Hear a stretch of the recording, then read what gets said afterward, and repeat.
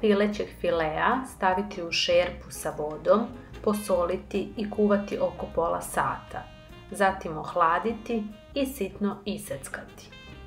Također usitniti potrebnu količinu kiselih krastavčića.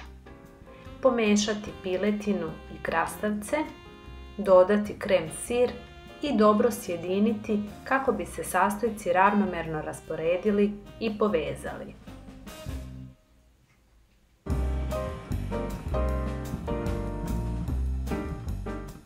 Kašikom vaditi smesu i rukama praviti kuglice pa ih uvaljati u rukom usitnjen cornflakes.